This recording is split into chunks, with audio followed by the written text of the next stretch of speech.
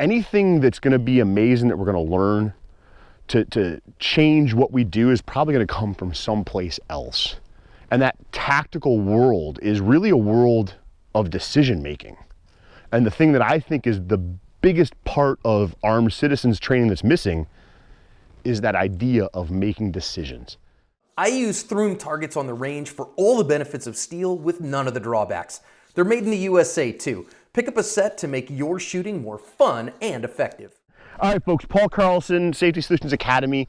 Di, you asked about my background. And so my background is, first and most importantly, not a law enforcement background, not a military background. Never been a police officer, never been in the military. My background is actually as a teacher. I spent years as I was growing up teaching whatever it is I was passionate about. I ended up teaching that thing. So then, of course, I went to engineering school, which made a ton of sense. Figured out a couple of years in that that wasn't where I was headed, and decided that summers off were a really good idea too, and I became a math teacher. And I loved that for years. When my kids were born, I relocated states and looked at how much money I was gonna make and how much money it was gonna cost for my kids to be in childcare, and I thought to myself, why in the world would I pay for somebody else to raise my kids? I'm just gonna do that myself. And so I started staying home, and I took another passion that I had, which was competitive shooting, and I started to turn that into a business. So I was a competitive shooter for years. I was never very good.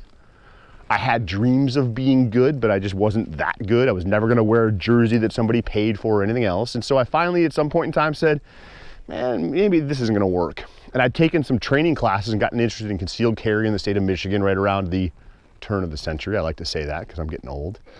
And that's when this journey began. And so ever since then, I've just been, learning as much as I can and then trying to figure out what was the most important part to teach to people. And over the past 4 or 5 years, I've really taken a deep dive into what some people would say, the tactical Timmy world, right? I'm dressed in all Ranger green today, like looking like a badass, overweight badass, and the suspenders.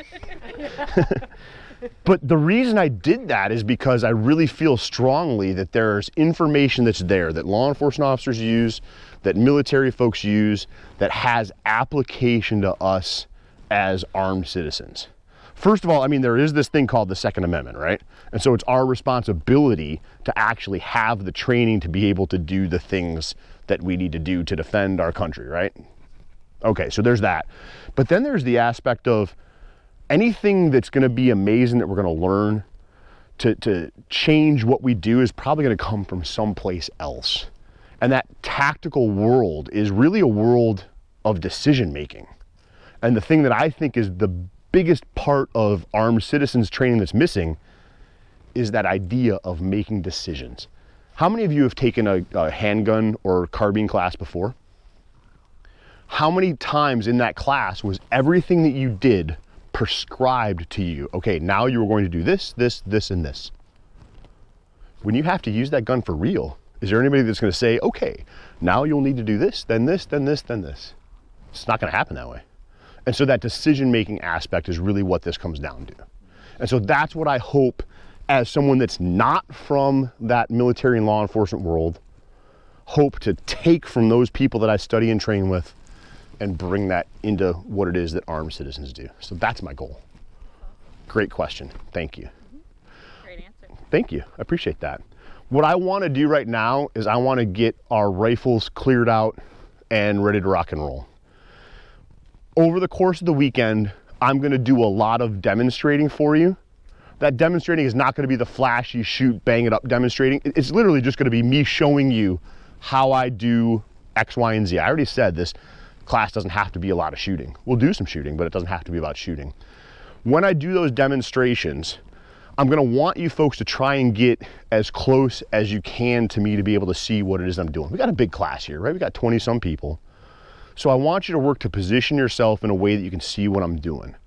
I will give you some information about that, about where it is it's safe to be, where it's not safe to be. And then of course, you obviously, as a person, have to make those judgments for yourself too, right? If I tell you I think something's cool and you're like, I don't think so, who should you go with? Go with a more conservative, thought. Does that make sense to everybody? So there shouldn't be a time that I'm demonstrating this weekend that we're standing on this line of 20 people and I'm standing 2 steps in front of you, because then nobody's gonna see anything. The other issue that we get into is then it's pretty easy for someone not to realize it's a demonstration and just feel like, oh, I'm gonna join in too. Yeah, I did that. And he was right behind me. And it's not his fault that it happened either, right? Around, and just like, Yeah, yeah. So let's do that now. My rifle case is standing right behind Daryl right there. I'm gonna go ahead, I'm gonna open that case up. What I'd love for you folks to do is kind of get into a horseshoe around me, and I'm gonna demonstrate how it is that we're gonna go ahead and do what's called condition 4, or at least a part of that condition 4 of the rifle. So the first thing that I'm doing here, folks, is I've got this case. I'm gonna open up this case. I've got a rifle that's pointed in that direction. I probably don't want to deal with that rifle like this, right? It'd probably be better if I had the rifle pointing at the berm. So I'm simply going to pick up my case and I'm going to spin it around. Cool, awesome. So now Sam and Sean, if you guys could just kind of bump back even on the line, that'd be great. Cool. Everybody's in a spot where you can see. I'm going to go ahead and open up my case. Of course, I've been traveling, so I got all kinds of stuff in here, and I've got my rifle.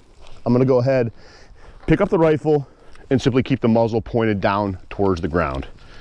Sling isn't tangled, cool. I'm gonna extend my stock to the position I like it, right there.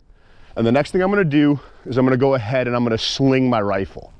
The way that I sling my rifle is I simply take my off hand, which for me is my left hand. I'm gonna reach through the sling with the left hand, and I'm gonna put it over the top of my head. My rifle is now slung, okay? Got the rifle pointed directly down at the ground. Does this feel safe to everybody, what we're doing right now? Cool. The next thing I want to do is I want to make sure that the rifle is fully unloaded. I'm going to go ahead. I like to work with the sling just around my neck a lot, the necklace. I'm simply going to bring the gun to a position called retention. So I'm going to tuck the stock underneath my armpit. This is a place where I can work on malfunctions. I can manipulate the gun very easily. I can stand in this position for a very long time. We'll talk about why this position is so great. My next step is to remove a magazine if there is one. I don't have a magazine in my gun. I'm gonna press the magazine release anyways. Cool. There's no magazine. There's no source of ammunition. Next step is I'm gonna lock the bolt to the rear. So we're gonna pull to the rear and lock that bolt. Now I already have a chamber flag in my rifle. All right, and that is a pretty solid indicator that this rifle is not going to work. But that doesn't mean there couldn't be a round in the chamber. So the next thing I'm going to do is I'm going to give a physical and visual inspection of the chamber and the magazine well. Now if it's dark, if I need to do a visual, what am I going to need? I'm going to need a handheld light. Carry a handheld light. I can take that light out very easily and get that visual.